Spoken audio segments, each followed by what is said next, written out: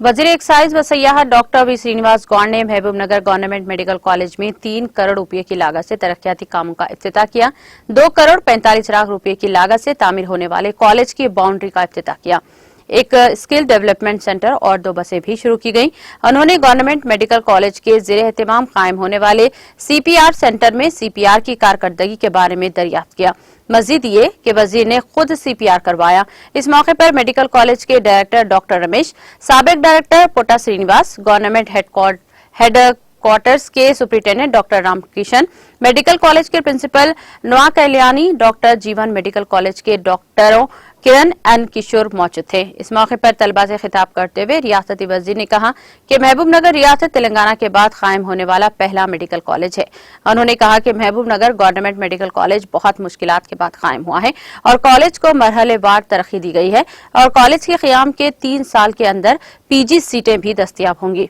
उन्होंने कहा कि उस्मानिया और गांधी मेडिकल कॉलेज के बाद महबूबनगर गवर्नमेंट मेडिकल कॉलेज मेयार के लिहाज से दर्जेबंदी करेगा।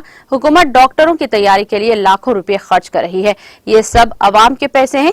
उन्होंने तालीम हासिल करने वाले मेडिकल के तलबा को मशवरा दिया कि वो अवाम की खिदमत के लिए काम करें, खास तौर पर देही इलाकों में जहां गरीब जिंदा रहते हैं। इन्हें इंसानी हमदर्दी के तनाजुर में काम करना चाहिए और जरूरत पड़ने पर ही ऑपरेशन करना चाहिए। उन्होंने कहा कि रियासती हुकूमत तिब्बी शोबे को सबसे ज्यादा तरजीह दे रही है। हाल ही में तमाम सरकारी हॉस्पिटलों में टी हब कायम किया गया है।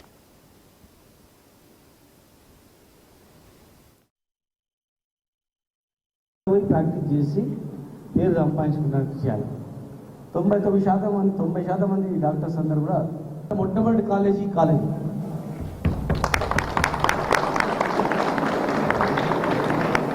అనుకున్నాను. ఎక్కడ పెట్టాలంటే మేము అడిగాం సార్, మా ఊళ్ళో పెట్టండి సార్, ల్యాండ్ కూడా అలాట్మెంట్ చేసాం సార్ అన్న. శాంక్షన్ అయింది. కాలేజీ శాంక్షన్ కాకముందే ఈ ల్యాండ్ చూడడానికి వచ్చినాం. మెయిన్ రోడ్ నుంచి ఇక్కడ దారి లేదు. దీనిలో ఫస్ట్ ల్యాబ్ వాహనాలు పెట్టినాం. మన స్టేట్ వైడ్ ముఖ్యమంత్రి గారు అమలు చేసినప్పుడు మేము ఓన్ బిల్డింగ్ పెట్టామంటే కొంతమంది నవ్వలే.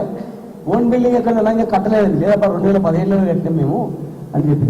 అంటే అంత ఫ్యూచర్ ఆలోచన చేసి డాక్టర్స్ కానీ ఇక్కడ సిబ్బంది కానీ పనిచేయడం జరుగుతూ ఉంది.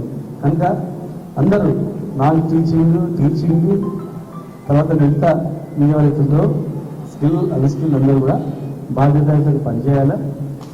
ఇలా చదివే ప్రతి విద్యార్థికి దయచేసి డైరెక్టర్ గారు ప్రతి విద్యార్థి చెప్పాలా. ఫస్ట్ వచ్చిన ప్రతి ఫ్రెషర్స్ కానీ చెప్పేవాళ్ళు, తర్వాత మళ్ళీ వెళ్ళేటప్పుడు కూడా వాళ్ళకి చెప్పేది అనమాట. అంటే దయచేసి డాక్టర్ అంటే ఏంటి? దైవానికి ప్రతిరూపం. దేవుడు దేవుడి గురించి మాట్లాడలేము, కానీ డాక్టర్